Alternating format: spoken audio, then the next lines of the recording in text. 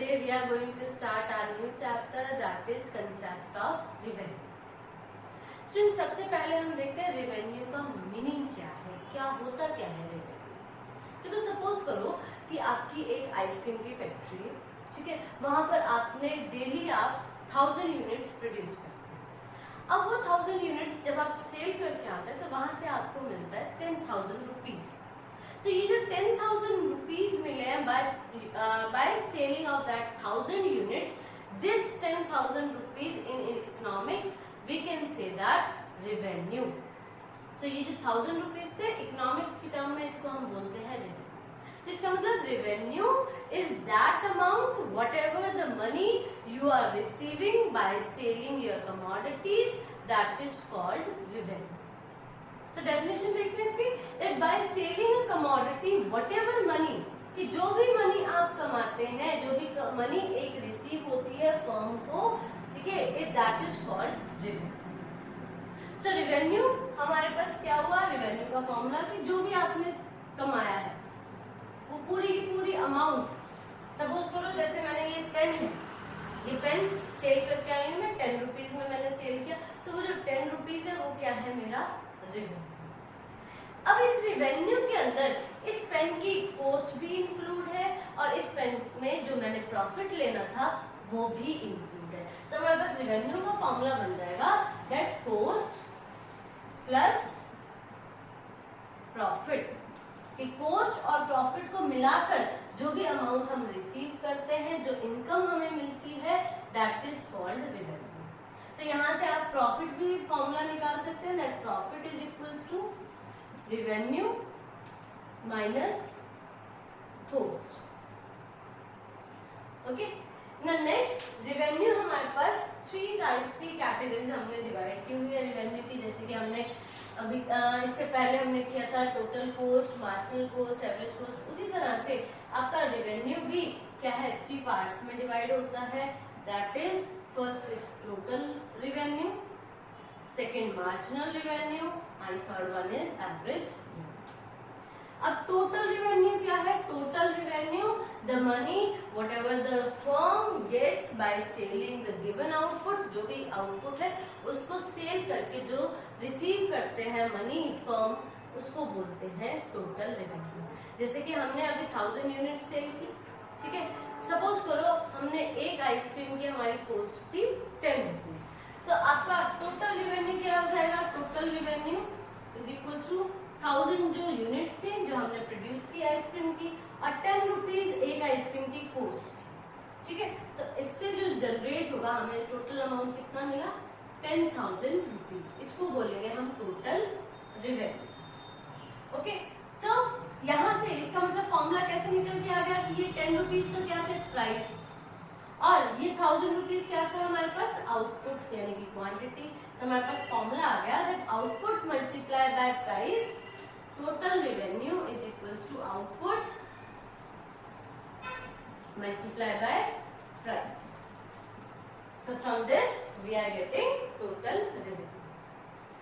Next marginal revenue. Marginal revenue क्या होता है कि whatever the change will be there in total revenue, कि टोटल रेवेन्यू में जो भी चेंज आता है, कब, when one more unit of commodity या one more commodity unit of a commodity we are selling, जब हम एक और ज्यादा सेल करते हैं कमोडिटी की यूनिट, तो उससे जो टोटल रेवेन्यू में चेंज आता है उसको बोलते हैं हम मार्जिनल रेवेन्यू। फॉर एग्जाम्पल जैसे मैंने सपोज 10 यूनिट्स मैंने सेल की, तो 10 यूनिट सेल करने पर मुझे 1000 रुपीज का रेवेन्यू मिला, टोटल रेवेन्यू। और जैसे मैंने 11 यूनिट्स सेल की, उससे मिला मुझे 120 टोटल रेवेन्यू। तो मार्जिनल रेवेन्यू क्या है हमारे पास, मार्जिनल रेवेन्यू वही TRN माइनस TRN माइनस 1, 120 में से 100 माइनस कर दो, 120 माइनस 100 दैट विल बी 20। तो ये 20 क्या आ गया हमारे पास, MR, यानी कि मार्जिनल रेवेन्यू। यहाँ पर देखो मार्जिनल रेवेन्यू निकालने के लिए हमारे पास सक्सेसिव यूनिट्स का होना जरूरी है। सक्सेसिव के एक के बाद एक, कि 10 के बाद क्या आता है, 11 आता है, तो वहां पर तो हम ये फॉर्मूला यूज कर सकते हैं। लेकिन अगर हमें सक्सेसिव यूनिट नहीं गिवन, सपोज यहाँ पे 10 यूनिट्स का रेवेन्यू गिवन था आपको 100 रुपीज, और 15 यूनिट सेल करने पर आपको रेवेन्यू मिलता है सपोज 400 रुपीज, तो आपका एमआर उस केस में क्या हो जाएगा? तब हम वो वाला फॉर्मूला यूज नहीं करेंगे, तब हमारे पास फॉर्मूला होगा चेंज इन टीआर अपॉन में चेंज इन क्यू, यानी कि टोटल रेवेन्यू में जो चेंज आया divide by change in output, और टोटल रेवेन्यू में कितना चेंज आया? 100 से हो गया 400, यानी कि 300 का change, divide by quantity output में कितना चेंज आया? 10 से हो गई 15, यानी कि 5 का चेंज, तो यहाँ पर एमआर कितना आ जाएगा आपका? 60। एमआर क्या आ गया आपका? 60। तो ध्यान रखना, अगर जो सक्सेसिव यूनिट्स दी हुई है तब हमारे पास फॉर्मूला लगेगा एमआर का, दैट TRN माइनस TRN-1, और अगर यूनिट्स नहीं दी हुई सक्सेसिव यूनिट्स तब हमारे पास फॉर्मूला लगेगा दैट डेल्टा TR अपॉन में delta Q। Next let's talk about average revenue. Average revenue क्या है? रेवेन्यू पर यूनिट आउटपुट, जो भी हमें रेवेन्यू मिलता है पर यूनिट आउटपुट के ऊपर, उसको बोलते हैं एवरेज रेवेन्यू।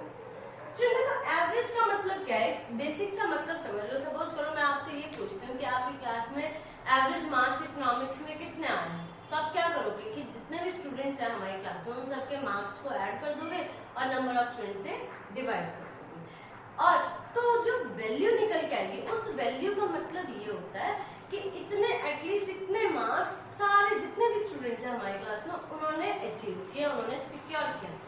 ठीक है, तो यहाँ पर भी जहाँ पर भी चाहे एवरेज कॉस्ट है, एवरेज रेवेन्यू है, उसका मतलब यही है, अगर हम रेवेन्यू का बात करें तो कि हर एक यूनिट, कोई भी यूनिट, उसकी एक भी यूनिट हमने जो सेल की है वो कितने में सेल की है, उस प्राइस को, उस वैल्यू को हम बोलेंगे एवरेज रेवेन्यू। जैसे कि हम यही प्रीवियस वाला एग्जांपल ले लेते हैं कि हमने क्या किया था, 1000 यूनिट्स, हमें टोटल रेवेन्यू कितना मिला था?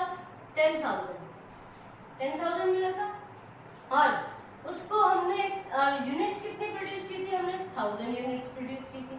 तो यहाँ से कैंसिल करोगे तो AR क्या आ गया आपके पास? 10, यानी कि हर एक यूनिट कितने की सेल की थी हमने? 10 रुपीज की। अब देखो 10 रुपीज की सेल की थी, इसका मतलब ये 10 रुपीज क्या था? वहां पर हमने प्राइस लिया था, तो इसका मतलब जो AR होता है वो किसके इक्वल होता है? प्राइस की। तो AR को हम क्या बोल सकते हैं?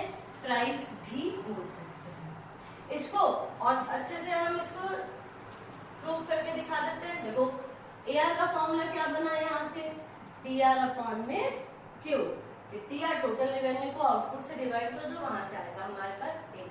Now we know that TR is equals to price multiply by में आउटपुट। अब इस वैल्यू को इसके अंदर पुट कर दो इस इक्वेशन में, तो AR क्या होगा? AR is equals to P into Q divide by Q। Q से Q कैंसिल, आपके पास क्या आ गया? Price P। तो AR किसके इक्वल हो गया आपके पास? प्राइस की। इसका मतलब AR की जगह मैं क्या लिख सकती हूँ? प्राइस भी लिख सकती हूँ। ओके, तो ये था हमारा रेवेन्यू का कंसेप्ट कि रेवेन्यू होता क्या है। 3 तरह का रेवेन्यू होता है, AR, TR, MR। ओके, अब हम बात करते हैं मार्केट की। 3 तरह की हमारी इकोनॉमी में मार्केट होती है। वैसे तो जनरली हम मार्केट को ब्रीफली जो पूरा एक्सप्लेन करेंगे वो हमारे मार्केट चैप्टर के अंदर करेंगे। यहाँ पर हम एक छोटा सा रिव्यू ले लेते हैं कि हमारे 3 तरह की मार्केट है। जैसे कि एक परफेक्ट मार्केट। ऐसा क्यों कर रहे हैं हम perfect competition?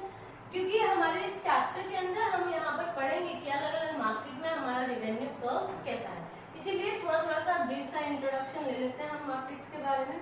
So perfect competition, monopoly, and third one is monopolistic competition.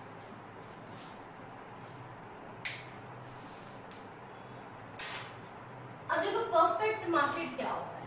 Perfect market कि जहां पर आपकी जो इंडस्ट्री ने प्राइसेस डिसाइड कर दिए, वहां पर जो फर्म्स हैं, फर्म्स उसी प्राइस के ऊपर अपने प्रोडक्ट सेल करेंगे। इट मींस कि फर्म्स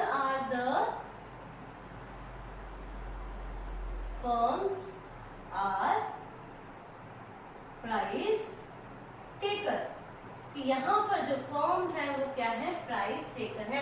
मीन्स जो इंडस्ट्री ने प्राइस डिसाइड कर दिए, फर्म को उसी रेट पर ही सेल करने पड़ेंगे।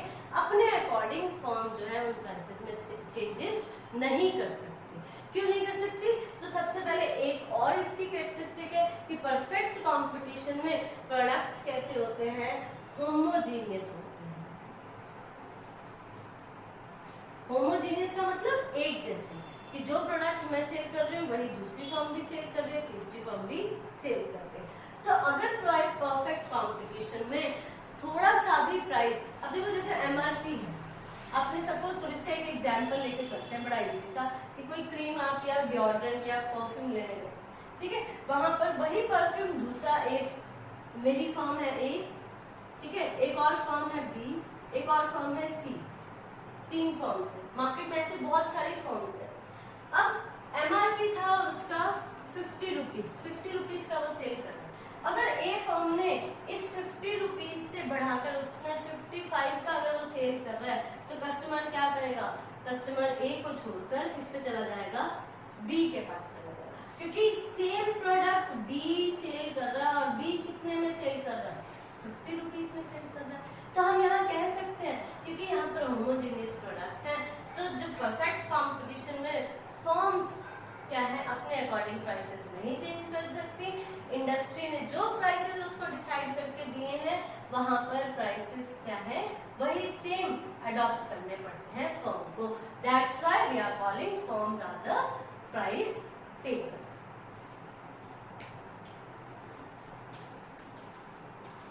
ध्यान रखना, यहाँ पर परफेक्ट कंपटीशन में स्लाइटली सा भी अगर वो प्राइसेस में चेंजेस करता है, तो वहां पर कस्टमर शिफ्ट हो जाएगा दूसरे के पास, और उसकी जो पहली वाली फर्म है जिसने प्राइसेस चेंज किए हैं, वहां पर उसकी जो क्वांटिटी, जो उसकी डिमांड थी, वो बिल्कुल जीरो हो जाएगी। नेक्स्ट हम बात करते हैं मोनोपोली की। मोनोपोली में क्या है, मोनोपोली ऐसी मार्केट है जहां पर सिर्फ एक ही सेलर होता है। यहाँ पर क्या है, जैसे सपोज करो आपके एरिया के अंदर एक ही गैस एजेंसी है, अब वो गैस एजेंसी वाला सिलेंडर किसी को तो 700 में दे रहा है और किसी को 1000 में दे रहा है, किसी को 500 में दे रहा है। तो वहां पर मोनोपोली में जो पर्सन है, ठीक है, वो क्या है, प्राइस मेकर, यानी कि वो अपने अकॉर्डिंग प्राइस चार्जेस करता है, कर सकता है। क्यों? क्योंकि उसका प्रोडक्ट और कहीं सेल और कोई बेच ही नहीं रहा है, वो अकेला ही है, तो वो उसकी मन मर्जी करता है वो अपने आप से, और प्राइस अपने अकॉर्डिंग चार्ज करता है। यहाँ पर क्या रहता है, प्राइस डिस्क्रिमिनेशन रहता है, कि हम अलग अलग पर्सन से अलग अलग डिस्क्रिमिनेट करता है, कि अलग अलग चार्ज करता है। यहाँ पर वो पुअर से हो सकता है कम चार्ज कर ले, रिच पर्सन से हो सकता है ज्यादा चार्ज कर। अगर मोनोपोलिस्ट, ये मोनोपोली में पर्सन चाहता है सेल को इंक्रीज करना, सेल इंक्रीज करना चाहता है, तो वो अपने प्राइसेस क्या कर देगा, कम कर देगा और अपनी सेल बढ़ा लेगा। और अगर उसका मोटिव रहता है प्रॉफिट को मैक्सिमाइज करना, तो वो और सेल की तरफ उसका कोई जो कंसीडरेशन वो सेल की तरफ नहीं रखता है, तो वो अपने प्राइसेस ज्यादा भी रख सकता है और सिर्फ प्राइस जो ज्यादा पैसे दे रहा है सिर्फ उनको ही सेल करेगा। नेक्स्ट आता है आपके पास मोनोपोलिस्ट कंपटीशन। मोनोपोलिस्टिक कंपटीशन कैसी है मार्केट, जहां पर क्लोज्ड सब्स्टिट्यूट है,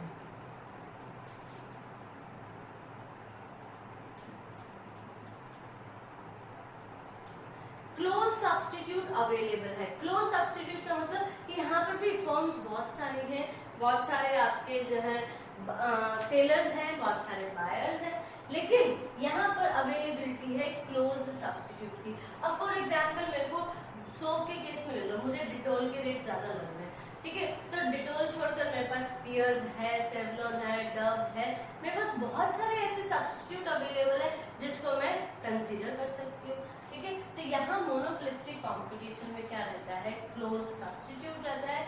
मोनोपोली में सब्स्टिट्यूट नहीं रहता, अवेलेबिलिटी ऑफ सब्स्टिट्यूट लैक होती है, इसी वजह से यहाँ पर जो है प्राइस डिस्क्रिमिनेशन। तो ये था हमारे पास एक छोटा सा इंट्रोडक्शन अबाउट द मार्केट्स। अब इसी के बेस पर पहले हम बात करते हैं परफेक्ट कंपटीशन में। अच्छा, परफेक्ट कंपटीशन में देखो, क्योंकि प्राइसेस क्या होंगे, कांस्टेंट होंगे। प्राइसेस क्यों कांस्टेंट है, because firms are the price taker. Firm क्या है? प्राइस टेकर है, इसीलिए हम ए आर को क्या लिख सकते हैं? पी के इक्वल लिख सकते हैं। ए आर हमने क्या लिया? कांस्टेंट, कि हर बार 10 10 रहेगा, कोई चेंजेस हम कर ही नहीं सकते। अब इसी की बेसिस पर हमने क्या किया? सपोज टी आर यहाँ पे फाइंड आउट कर लेते हैं, इसको रख कर देते हैं। देखो ए आर टी आर का फॉर्मूला क्या है? A R into price into output, 10 into 1 10, 10 into 2 20, 10 into 3 30, 40 and 50। Similarly M R निकालेंगे तो माइनस कर देंगे, T R N minus T R N minus 1, 10 में से पहले कोई जीरो है बिल्कुल, तो 10, 10 माइनस 20 माइनस 10, 10, 10, 10 एंड 10। अब यहाँ पर देखो, यहाँ पर हमारे पास कैसा है? टी आर कॉन्स्टेंट रेट से इंक्रीज कर रहा है। इंक्रीज कैसे कर रहा है? कांस्टेंट। देखो हर बार जो मार्जिन है वो कैसा आ रहा है? 10 10 10। तो टी आर कर्व कैसा बनेगा यहाँ पर? ये हम किसकी बात कर रहे हैं? हम यहाँ पे बात कर रहे हैं परफेक्ट कंपटीशन की। ध्यान रखना, परफेक्ट कंपटीशन में ही ए आर क्या होता है? कांस्टेंट होता है। ओके, तो यहाँ पर कर लो, यहाँ से ड्रॉ करो। देखो 1 के ऊपर 10 10 20 30, तो आपका ये जो है कर्व इस तरह से टी आर कर्व जो है वो बन जाएगा।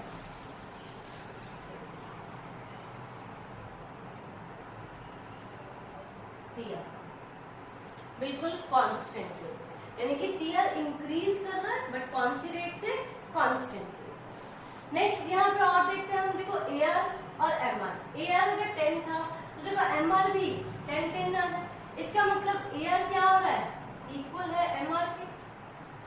It means in perfect, under perfect competition, when AR is constant, MR will also be constant and even MR is equals to AR. AR किसके इक्वल हो जाएगा? MR किसके इक्वल हो जाएगा? AR के। और यहाँ पर अगर हम इनका कर्व बनाएंगे तो देखो 10 10 है, दोनों ही 10 है, तो आपका इस तरह का ये कर्व बन जाएगा। AR is equals to MR, बिल्कुल स्ट्रेट लाइन है, कोई चेंजेस नहीं है। ठीक है, तो ये आपका बनेगा इस तरह के कर्व दोनों की। टी आर कैसे इंक्रीज कर रहा है? कांस्टेंट रेट से, और ए आर और एम आर दोनों कांस्टेंट रहेंगे and even M R is equals to A R रहेगा अंडर परफेक्ट कंपटीशन। या हम ये भी कह सकते हैं कि when A R is constant. Second जो हमारा केस आता है वो आता है हमारे पास मोनोपोली और मोनोपोलिस्टिक कंपटीशन में, जहां पर ए आर कांस्टेंट नहीं है। ठीक है, ए आर कांस्टेंट तो मैंने यहाँ पे ऑलरेडी टेबल बना रखा है और डायग्राम ड्रॉ कर रखा है, आप अपने अकॉर्डिंग बना सकते हैं। सिंपल वही है, टी आर उसी तरह से निकाला हमने, ए आर इंटू आउटपुट, क्योंकि ए आर को हम प्राइस भी बोलते हैं, तो price into output T R आ जाएगा आपका। और टी आर का फॉर्मूला वही T R N minus T R N minus 1, उस तरह से आप निकाल लेंगे। और ये देखो इस तरह का कर्व बन जाएगा कि पहले तो आपका टी आर क्या हो रहा है? इंक्रीज हो रहा है, फिर उसके बाद कांस्टेंट हो गया एंड देन डिक्रीज हो गया। और जो ए आर और एम आर है वो कैसे जा रहे हैं हमारे पास? डिक्रीज होते जा रहे हैं, नीचे की तरफ जाते हैं। ठीक है, तो यहाँ से देखो टी आर हमारा यहाँ से शुरू होगा और ये डिमिनिश होते होते ये टच कर जाएगा लाइन को। ध्यान रखना, ओ एक्स एक्सिस को टच कर जाएगा आपका T R revenue, total revenue. ठीक है, टोटल रेवेन्यू, इसका मतलब जीरो भी हो सकता है। और जीरो कब होगा? जब ए आर जीरो होगा। ए आर भी आपका टच करता है ओ एक्स एक्सिस को, लेकिन टी आर और ए आर कभी भी नेगेटिव नहीं होते, बट एम आर आपका नेगेटिव हो सकता है। यहाँ पर देख सकते हो टेबल के अंदर कि जैसे ही एम आर और ए आर डाउन हो रहे हैं तो हमारा एम आर कहाँ चला गया? नेगेटिव भी हो गया। तो एम आर आपका जीरो भी हो सकता है और नेगेटिव भी हो सकता है, लेकिन ए आर और टी आर हमेशा कैसे रहते हैं? पॉजिटिव रहते हैं। अब अगर यहाँ पर हम रिलेशनशिप देखें तो देखो रिलेशनशिप, अगर टी आर और एम आर में रिलेशन देखें, पहले हम देखते हैं टी आर और एम आर में। टी आर और एम आर में अगर रिलेशनशिप देखें तो यहाँ देखो पहले परफेक्ट कंपटीशन के अंदर, परफेक्ट कंपटीशन में एम आर कैसा है? कांस्टेंट है, और टी आर कैसा है? कांस्टेंट रेट से इंक्रीज कर रहा है। सो यहाँ पे आप लिख सकते हो under perfect competition, under perfect competition, when MR is constant, then TR increases at constant rate. constant rate से क्या करेगा वो increase करेगा।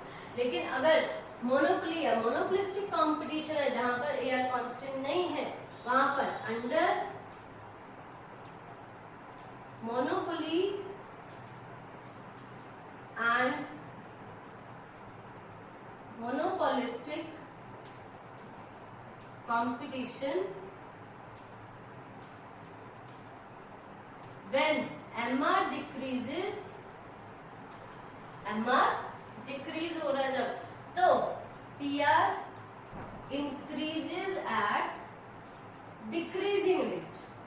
ये कैसे रेट से इंक्रीज होगा हमारा PR?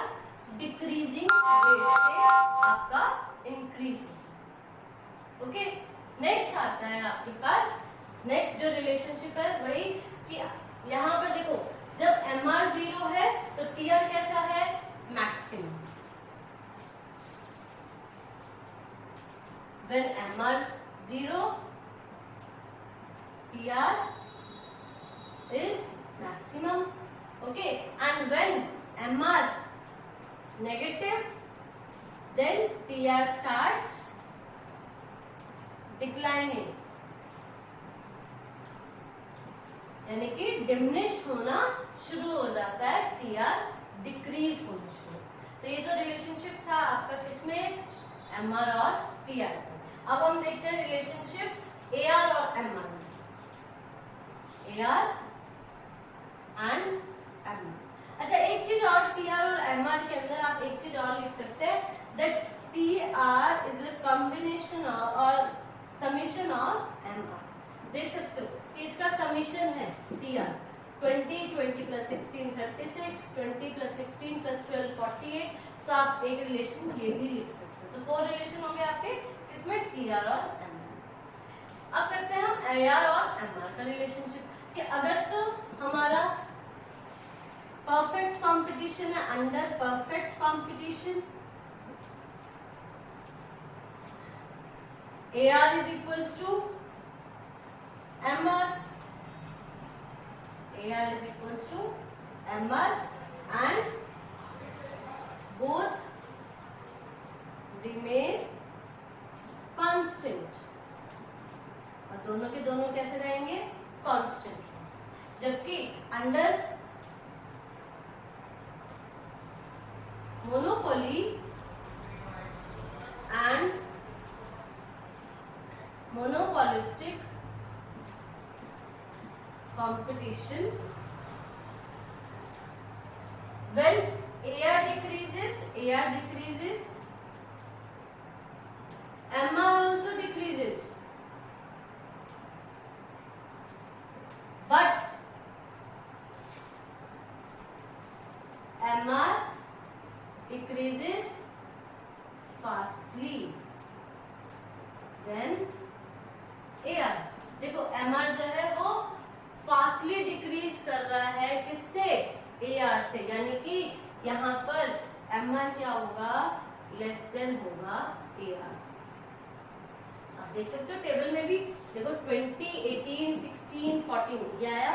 20 था तो MR भी 20 था, 18 AR था तो वो कितना हो गया? 16। ये तो डिक्रीज हुआ 4 यूनिट, और जबकि ये कितना डिक्रीज 2 यूनिट, और जबकि MR डिक्रीज हो गया आपका 4 यूनिट, यानी कि फास्टली डिक्रीज कर रहा है MR as compare to AR। और यहाँ देख सकते हो आप, यहाँ पर हर एक केस के अंदर MR जो है वो लेस देन है AR से। सेकेंड आपका और क्या इसमें रिलेशनशिप आप दे सकते हो कि MR can be negative but AR remain always positive, कि AR कैसा रहता है? हमेशा पॉजिटिव ही रहता है। ठीक है, तो ये सब था आपका relationship between AR, MR, TR and M R के बीच में। ठीक है, तो इसी के साथ आज के लिए इतना ही। That's it for today. Thank you and have a nice day.